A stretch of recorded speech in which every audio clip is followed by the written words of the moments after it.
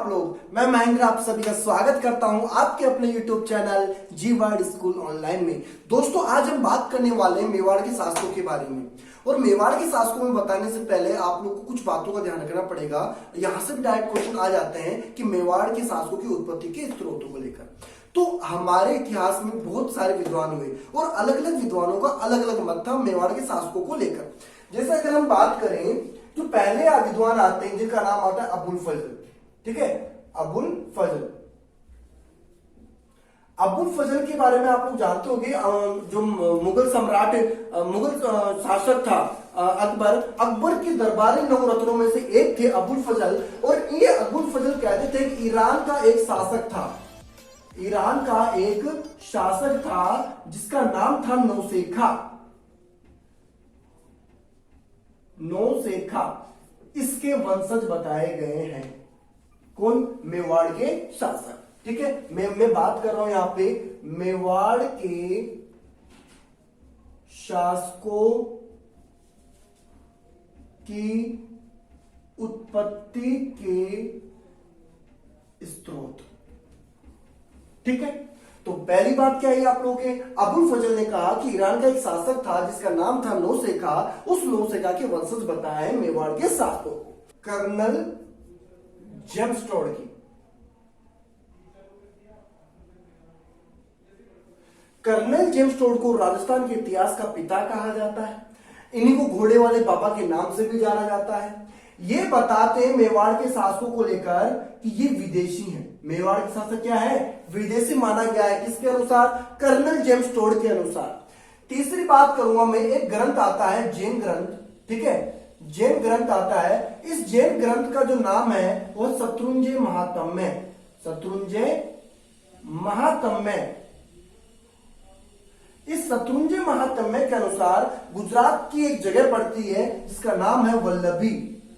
और इस वल्लभी का एक शासक था, उस शासक का नाम था शिलादित्य। और शिलादित्य की एक पत्नी थी, इस पत्नी का नाम था पुष्पावती। शिलादित्य और पुष्पावती की एक संतान थी, इसका पुत्र हुआ। इस पुत्र का नाम था गुहिल। और इसी गुहिल ने 566 ईस्वी में 566 ईस्वी में गुहिल वंश की स्थापना की मेवाड़ के अंदर। गुहिल वंश की स्थापना। तो ये बात आती है आप लोगों के मेवाड़ के शासकों की उत्पत्ति को, स्त्रोत को लेकर। ठीक है, जो जैन ग्रंथ के अंदर जो बात बोली गई है, इस बात का समर्थन करते हैं मुहणोत नैन्सी। कौन करते हैं? मुहणोत नैन्सी। इसके साथ में सूर्यमल मिश्रण भी इस बात का सपोर्ट करते हैं। जैन ग्रंथ जो शत्रुंजय महात्म्य है, जैन ग्रंथ इस बात का समर्थन करते हैं, मुहणोत नैन्सी भी और सूर्यमल मिश्रण भी, कि मेवाड़ के शासकों की उत्पत्ति किसने की थी? गुहिल ने की थी 566 ईस्वी के अंदर। और दूसरी बात, इसके अनुसार मेवाड़ के शासकों को सूर्यवंशी माना गया है। क्या माना गया है? सूर्यवंशी। ठीक है, चौथी बात आती है आप लोग की दोस्तों, एक सभ्यता आती है। एक शिलालेख था, आहड़ शिलालेख। कौन सा शिलालेख था? आहड़ शिलालेख। इस आहड़ शिलालेख के अनुसार जो मेवाड़ के शासक थे, इन मेवाड़ के शासकों को ब्राह्मण वंशीय बोला गया है। क्या बोला गया है? ब्राह्मण के वंशज बोला गया है। किस शिलालेख के अनुसार? आहड़ शिलालेख के अनुसार। इस बात का समर्थन करते हैं डी.आर.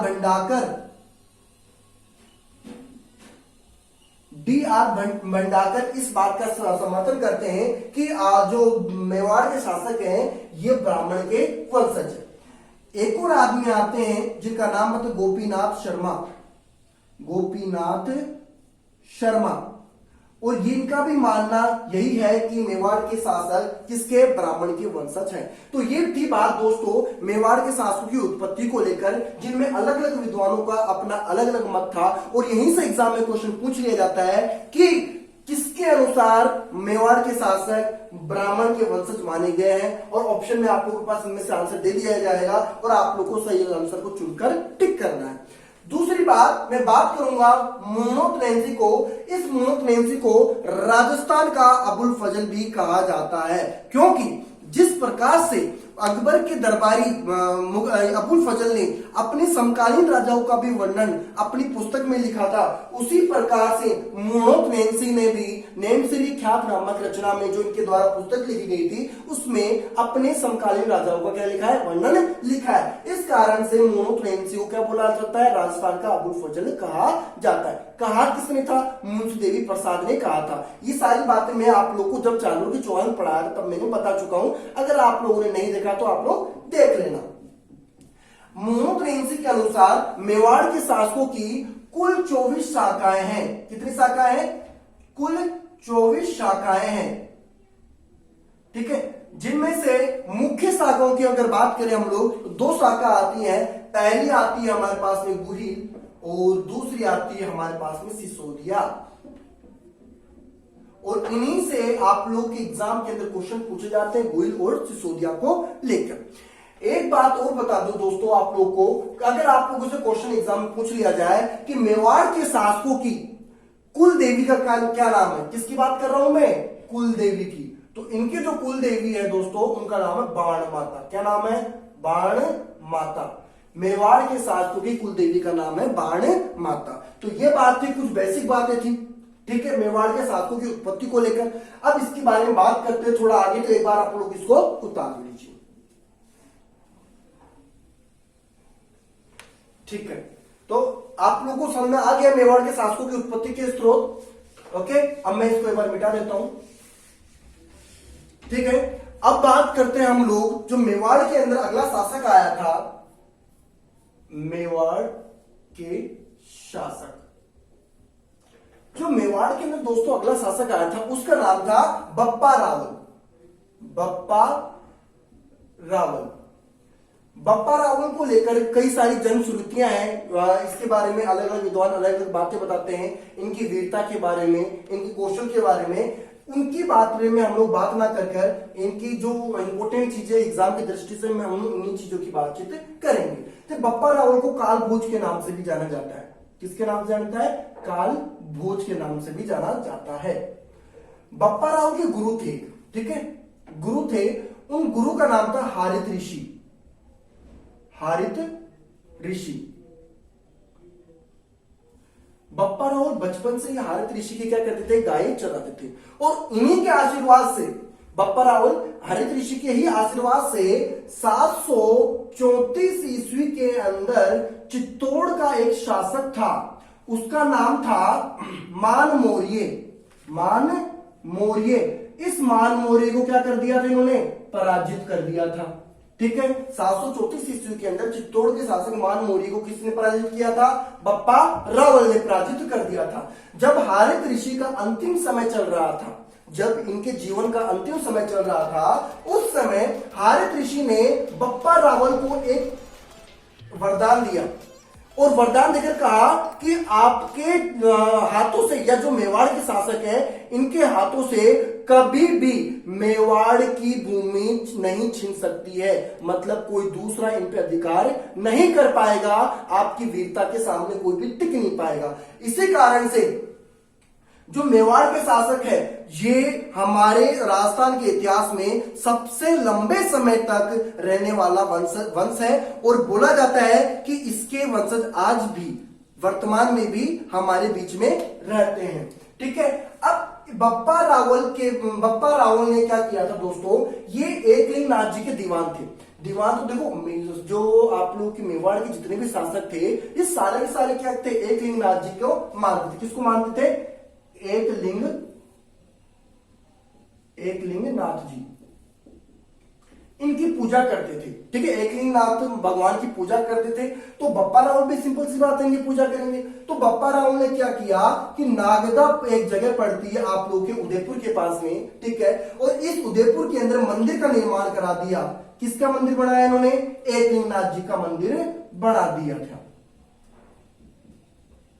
एकलिंगनाथ जी का क्या बनाया इन्होंने? मंदिर बना दिया था। और ये क्या करते थे, जब भी कहीं युद्ध करने जाते थे या किसी पे आक्रमण करने जाते थे तो इनसे परमिशन लेकर और फिर जाते थे। ये क्या करते थे, ये बोलते थे कि मेवाड़ का शासक मैं नहीं हूं, मेवाड़ के शासक है एकलिंगनाथ जी महाराज, मैं तो उनका दीवान हूं, उनका पुजारी हूं, उनका सेवक हूं। ठीक है, उसी समय यहां पे बप्पा रावल ने क्या कर दिया था, बप्पा रावल ने नागदा को क्या कर दिया, अपनी राजधानी भी बना लिया था। दूसरी बात, लो मैं लिख देता हूं यहां पे राजधानी, इन्होंने क्या कर लिया था, अपनी राजधानी भी इसको बना लिया था नागदा को, और नागदा में क्या कर दिया था, एकलिंगनाथ जी मंदिर का निर्माण कर दिया था। दूसरी बात आती है दोस्तों, इन्होंने मेवाड़ के अंदर सर्वप्रथम सोने की सिक्के चलाने का श्रेय जो जाता है वो भी किसको जाता है, बप्पा रावल को ही जाता है। एग्जाम में अगर आप लोगों को क्वेश्चन आ जाए कि किसके शासनकाल में मेवाड़ में सोने के सिक्के चले थे, तो आप लोग का जवाब क्या होगा, बप्पा रावल। और बप्पा रावल का एक दूसरा नाम क्या था, कालभोज था। तो मैं लिख देता हूं, मेवाड़ में सोने के सिक्के चलवाए। ठीक है, और बप्पा रावल के बाद में जो अगला शासक आया था उसका नाम था अल्लट, और इसे अल्लट को आलू रावल के नाम से भी जानते हैं। किस नाम से, आलू रावल के नाम से भी हम लोग जानते हैं। जो आलू रावल के लिए हम लोग दो तीन बातों का हमारे को पता रखना है। पहली बात, इन्होंने की थी शादी। क्या कर ली इन्होंने, शादी। हुण नाम की जगह थी, तो हुण की राजकुमारी से क्या कर लिया इन्होंने, विवाह कर लिया था। हुण की राजकुमारी से क्या कर लिया इन्होंने, विवाह कर लिया था, जिसका नाम था हरिया देवी। क्या नाम था, हरिया देवी। हुण की राजकुमारी हरिया देवी से इन्होंने विवाह किया, ये था इनका पहला काम। दूसरा काम, इन्होंने क्या कर दिया था, अपनी राजधानी को बदलकर आहड़ बना दिया था। तो राजधानी क्या बनाई थी इन्होंने, राजधानी बनाई इन्होंने आहड़। क्या बनाई, आहड़ बना दी। और मेवाड़ के अंदर नौकरशाही का प्रचलन करने वाले पहले शासक थे कौन, अल्लट या आलू रावल। इन्होंने ही मेवाड़ के अंदर नौकरशाही का प्रचलन स्टार्ट किया। तो नौकरशाही को प्रारंभ, नौकरशाही को प्रारंभ किया। तो ये बात थी आप लोग के बप्पा रावल को लेकर और अल्लट या आलू रावल को लेकर। दोस्तों एक बात और का ध्यान रखना कि जो बप्पा रावल है, इन बप्पा रावल को मेवाड़ का वास्तविक संस्थापक कहा जाता है। क्या कहा जाता है, मेवाड़ का वास्तविक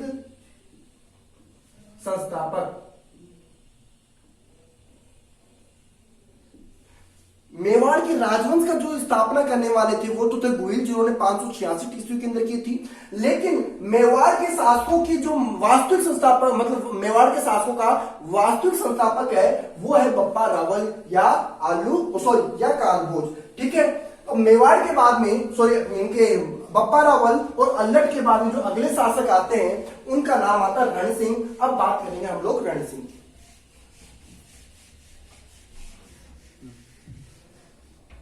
तो अगला जो शासक आता है हमारा, उनका नाम होता है रण सिंह। रण सिंह के दोस्तों दो पुत्र थे। रण सिंह के दो पुत्र थे, एक का नाम आता है शेम सिंह और एक का नाम आता है राहत। जो शेम सिंह था, इसके जो आने वाले वंशज हुए थे, ठीक, जो पीढ़ियां हुई थी, वो पीढ़ियां अपने नाम के आगे लगाती थी रावल। क्या लगाती थी, रावल। मतलब शेम सिंह के जो वंशज कहलाए वो क्या कहलाए, रावल कहलाए। और जो राहब था, इसने सिसोदा गांव की क्या की थी, स्थापना की थी। सिसोदा गांव की स्थापना। ठीक है, इस कारण से ये अपने नाम के आगे क्या लगाते थे, सिसोदिया लगाते थे। ठीक है, जो शेम सिंह के भी दोस्तों दो पुत्र हुए थे। एक का नाम था सामंत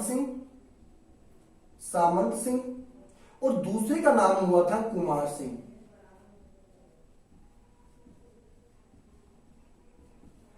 आप लोग को याद होगा जब मैंने जालोर पढ़ाया था, जो जालोर में मैंने आप लोग को बताया था कि नाडोर का शासक था अल्लड़ और अल्लड़ का एक पुत्र था कीर्तिपाल चौहान। वो यहाँ पे आता है मेवाड़ में अपने साम्राज्य का विस्तार करने के लिए। और मेवाड़ में जब आता है तो सबसे पहले आक्रमण करता है सामंत सिंह के ऊपर। सामंत सिंह पे आक्रमण करने के बाद में जो कीर्तिपाल चौहान,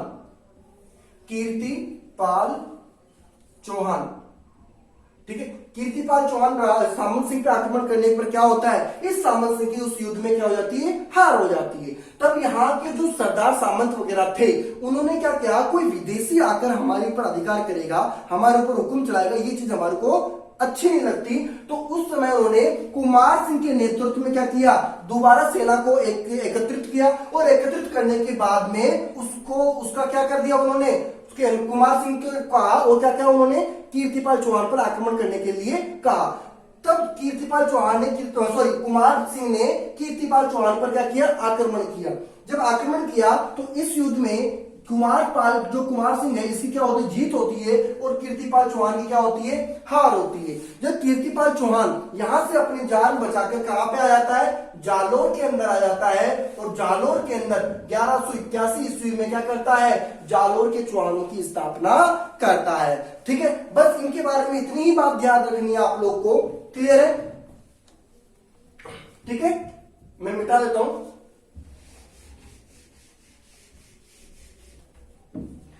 इसके बाद में जो हमारे को क्वेश्चन शासक आते हैं उनका नाम आता है जेत्र सिंह।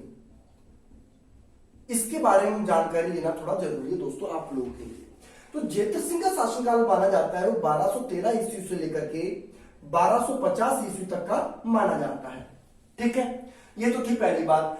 अब जेत्र सिंह के शासनकाल था उसको मध्यकालीन मेवाड़ का स्वर्णिम काल माना जाता है। क्या? मध्यकालीन मेवाड़ का स्वर्ण काल माना जाता है। किसके शासनकाल को? जेत्र सिंह के शासनकाल को। कब से कब तक था? 1213 से लेकर 1250 ईस्वी तक था।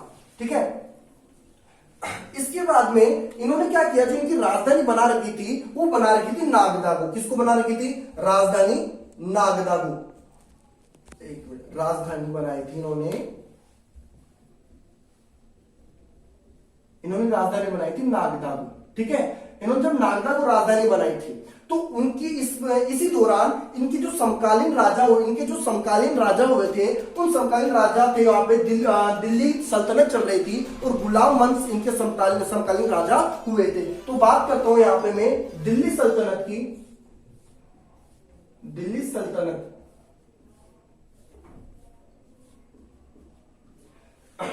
सल्तनत दोस्तों चली थी 1206 से लेकर के और 1526 ईस्वी तक, जिस समय बाबर ने इब्राहिम लोदी को क्या करके हराकर दिल्ली पर अपना मुगल साम्राज्य की स्थापना की थी। तो सबसे पहला जो शासक जो वंश आता है उसका नाम होता है गुलाम वंश। ठीक है, और इस गुलाम वंश जो चला था दोस्तों, वो चला था 1206 से लेकर के 1290 ईस्वी तक। कब से? 1206 से लेकर के 1290 ईस्वी तक। उस समय जो इसका पहला संस्थापक था वो मोहम्मद गोरी जिसने तराइन का युद्ध किया था, उस मोहम्मद गोरी का गुलाम था कुतुबुद्दीन ऐबक। इस कुतुबुद्दीन ऐबक ने दिल्ली सल्तनत के अंदर गुलाम वंश की नींव डाली थी। कौन था? कुतुबुद्दीन ऐबक। इस कुतुबुद्दीन ऐबक का जो शासनकाल था वो 1206 से लेकर के 1210 ईस्वी तक था। मतलब इसने सिर्फ 4 साल ही मजे लिए, बाकी सलट गया था ये। इसके बाद में जो अगला शासक आया था उसका नाम था इल्तुतमिश। क्या नाम था?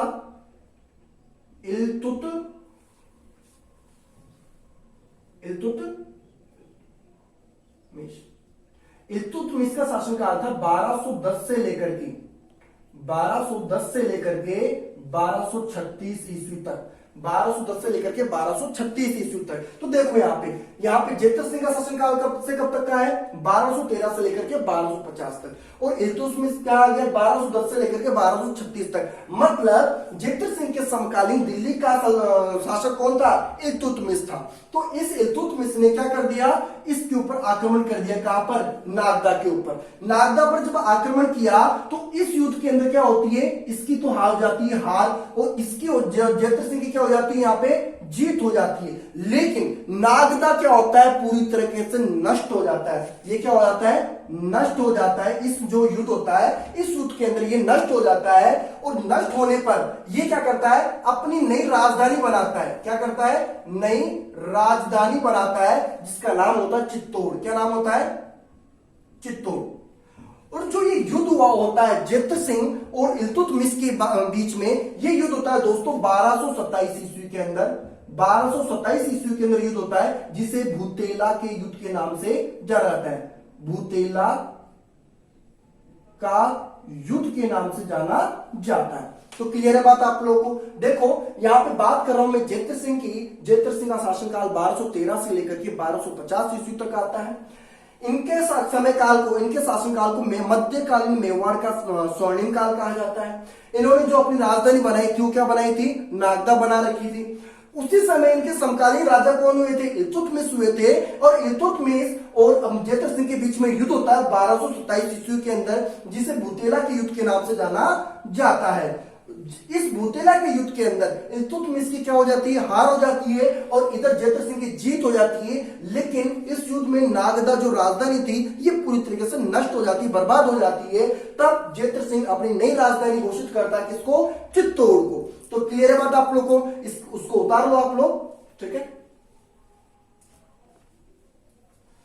जेतर सिंह को लेकर के आप लोग को एक बात और ध्यान रखनी है कि जो ये जानकारी मिलती है वो कहां से मिलती है। तो एक महाकाव्य है, महाकाव्य जिसका नाम है हमीर मद मर्दन। हमीर मद मर्दन से हमारे को ये जानकारी मिलती है, जिसके रचयिता, जिसके जो लेखक हैं, उन लेखक का नाम है जय सिंह सूरी। जय सिंह सूरी। जय सिंह सूरी के द्वारा रचित एक रचना थी हमीर मद मर्दन। इसके अंदर हमारे को जानकारी मिलती है इस भूतेला का युद्ध के बारे में और जेतर सिंह का शासनकाल के बारे में। तो मैं इसको क्लियर कर देता हूं।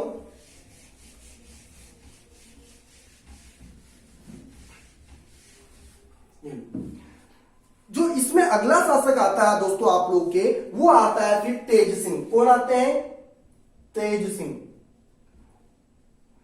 तेज सिंह का शासनकाल 1250 से लेकर के 1273 ईस्वी तक का है। कब से कब तक का है, 1250 से लेकर के 1273 ईस्वी तक का है। इनके एक उपाधि प्राप्त है, उपाधि प्राप्त है। इनको बोला जाता है, उपाधि कौन सी प्राप्त है, थोड़ी हल्की सी डिफरेंस देखना आप लोग। उमापति वार लब्ध, याद रहेगी ना आप लोग को।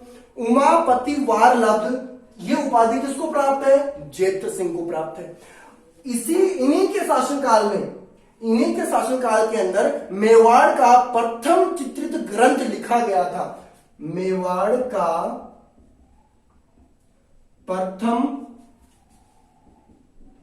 चित्रित ग्रंथ, और उस ग्रंथ का जो नाम है श्रावक प्रतिक्रमण सूत्र चूर्मी। याद रहेगा ना आप लोग को, थोड़ा सा लंबा हो गया। श्रावक प्रतिक्रमण सूत्र चूर्मी, ये मेवाड़ का पहला चित्रित ग्रंथ था। इसका लेखक कौन था, तो लेखक भी देख लो आप लोग, कमलचंद नाम के एक लेखक थे, जिन्होंने ये इसकी क्या की थी, रचना की थी। किसकी, श्रावक प्रतिक्रमण सूत्र चूर्मी की। और ये मेवाड़ का प्रथम लिखित प्रथम चित्रित ग्रंथ था। तेज सिंह की एक पत्नी थी, उन पत्नी का नाम आता है जेतलदी। जेतलदी, इन जेतलदे ने चित्तौड़ के अंदर श्याम पार्श्वनाथ मंदिर का निर्माण करवाया था। क्या करवाया था, चित्तौड़ में श्याम पार्श्व नाथ मंदिर का निर्माण। क्लियर है दोस्तों आप लोगों को? देखो मैं बात कर रहा हूं तेज सिंह की, और तेज सिंह का शासनकाल 1250 से लेकर के 1273 ईस्वी तक रहा। इनको उपाधि प्राप्त है, उमापति वार लब्ध की उपाधि इनको प्राप्त है। मेवाड़ का जो प्रथम चित्रित ग्रंथ लिखा गया था इन्हीं के शासनकाल में लिखा गया था, उसका नाम था श्रावक प्रतिक्रमण सूत्र चूर्णी। इसका जो ये ग्रंथ लिखने वाला था, जो लेखक था, इस लेखक का नाम था कमलचंद। इनकी पत्नी थी जैतल दे, और इन जैतल दे ने क्या किया था, चित्तौड़ में श्याम पार्श्वनाथ मंदिर का निर्माण करवाया था। ठीक है, इसके बारे में एक बार उतार लिया आप लोगों ने, इसको देख लेना, मैं इसको क्लीन कर रहा हूं।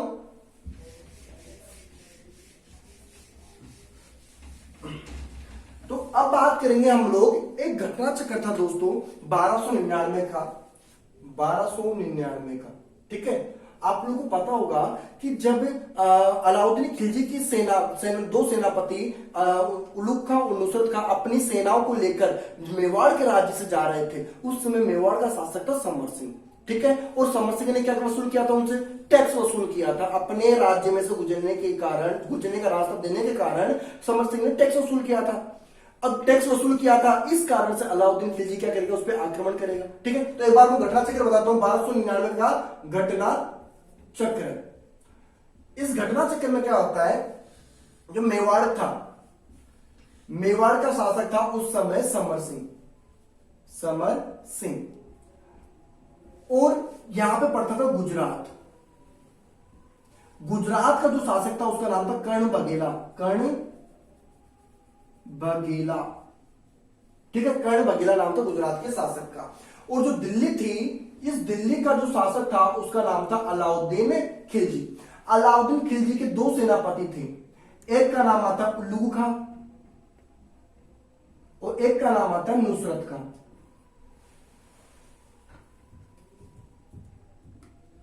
ये दोनों के दोनों भाई, अलाउद्दीन खिलजी क्या चाहता है कि गुजरात पर आक्रमण करना चाहता है, किसके ऊपर? कर्ण बघेला के ऊपर। क्योंकि यहाँ पे जो सोमनाथ जी का मंदिर है, वहां सोमनाथ मंदिर के अंदर जो मूर्ति लगी हुई है, उस मूर्ति को लूटने के लिए, और जो मंदिर है इसको लूटने के लिए अलाउद्दीन खिलजी चाहता था गुजरात पर आक्रमण करना। तो इन्होंने अपने दो सेनापतियों का नेतृत्व किया। उन दो सेनापतियों के नेतृत्व के अंदर किसको, उलुग खां और नुसरत खां को कहां भेजा? गुजरात भेजना चाह रहा था। जब उलुग खां और नुसरत खां जा रहे थे कहां पे? गुजरात में। तो बीच में पड़ता था आप लोग के मेवाड़। क्या पड़ता था आप लोग के? ये था आप लोग का मेवाड़ का क्षेत्र।